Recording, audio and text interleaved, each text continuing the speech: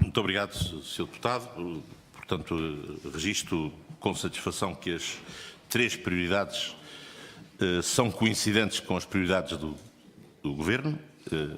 Portanto, o Governo parece ser um pouco mais ambicioso, uma vez que não as limita a estas três, mas estas três estão nas nossas 10 prioridades, digamos assim. Devo dizer que a questão da posição da agricultura face à grande distribuição é um assunto que vai estar em discussão no próximo Conselho, já neste mês de abril. É uma questão que, como pode constatar, está no documento que apresentámos em março do ano passado e é uma questão que reputamos da maior importância. Relativamente à floresta, o Sr. Deputado conhece certamente os regulamentos e não conhece ainda, como eu, a proposta do futuro regulamento dos diferentes fundos que vai ser apresentada nos próximos meses. Se mantiver dentro de cada regulamento as elegibilidades que são as atuais, não tem elegibilidades para a floresta fora do FEADER. E, por conseguinte, é aí que tem de buscar o dinheiro e, depois de verificar qual é o bolo nacional, ver qual é a dotação que lhe afeta. Neste caso, como sabe, nós temos neste PDR, temos cerca de 4.100 milhões de euros. É a dotação global até 2020. E estão 536 ou 534, não me ocorre agora exatamente, mas cerca de 530 milhões afetos à floresta. Portanto, cerca de 25%. A questão é no próximo quadro. Gostava de lembrar que no PRODER, que foi o quadro que foi encerrado pelo Governo que o seu partido apoiou, foram gastos 301 milhões no quadro anterior.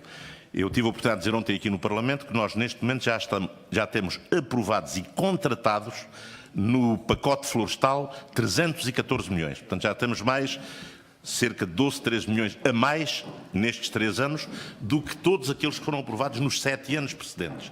Obviamente que a repartição do futuro Programa de Desenvolvimento Rural vai depender do envelope global que tivermos.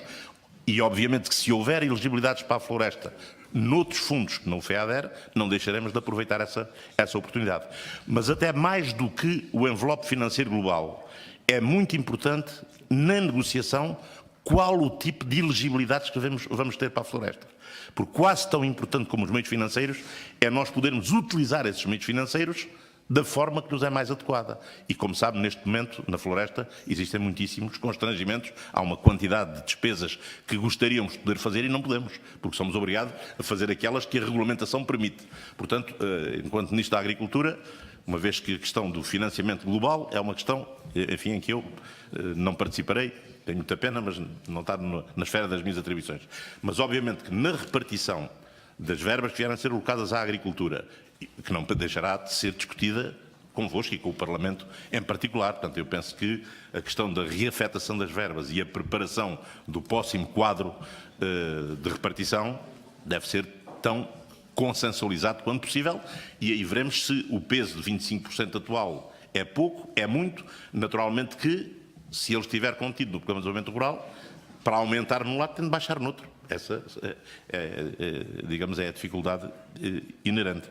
Ao nível interno, estou inteiramente de acordo consigo. Aliás, o Governo está a fazer neste momento um esforço de coesão territorial que penso que corrige um pouco aquilo que tinha vindo a ser feito no passado. Nós vamos passar, estamos já a fazer e vamos acentuar essa componente. Nos concursos, nas aberturas dos avisos dos concursos às diversas medidas do PDR, vamos regionalizá-los. Isto é, até agora, como sabe, os concursos eram feitos nacionalmente, o que fazia que todo o país concorria em simultâneo, o que poderia ter como consequência que uma só região, e até uma região mais favorecida, poderia encaixar melhor nos critérios do que outra, ou até ser uma região só a beneficiária. Isso foi muito patente no domínio das florestas. Aliás, o relatório da Comissão Independente, divulgado há pouco tempo, uma das críticas que faz é que os apoios à florestas foram todos para o Alentejo. Quer dizer, porque os critérios dos concursos eram mais favoráveis àquela região. Se nós fizermos concursos regionalizados, quer dizer, a região concorre com ela própria. Portanto, e aquele envelope financeiro que for alocado fica sempre dentro da região a que for disponível. E, portanto, iremos ter essa preocupação de coesão territorial, assim como conseguir o máximo de elegibilidades para a política de desenvolvimento rural.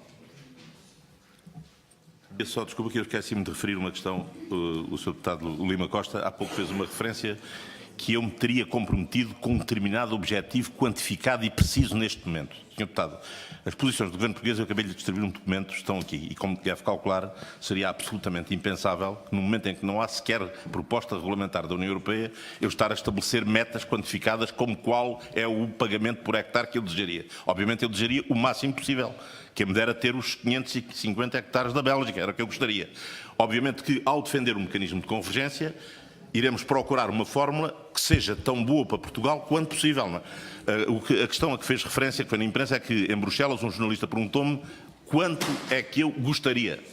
E eu disse que se tivéssemos uma progressão semelhante à que tivemos neste momento, cerca de 20, 25 euros, ou seja, que era passar dos 200 euros para 220, portanto, seria um bom negociação. Mas isso o Governo português, como deve calcular, nenhum Governo, nenhuma pessoa responsável, nesta fase da negociação, pode estabelecer metas quantificadas. Portanto, essa está completamente fora de questão. E até porque temos uma questão adicional que não podemos esquecer. E temos que evitar que nos empurrem para uma discussão em que a quantificação seja feita em termos do conjunto dos dois pilares. Porque, como sabe, se aplicarmos um cálculo, aplicando às superfícies os montantes que recebemos no primeiro pilar, mesmo só de algumas medidas que tenham expressão territorial, o nosso pagamento médio por hectare passa para mais de 300 euros.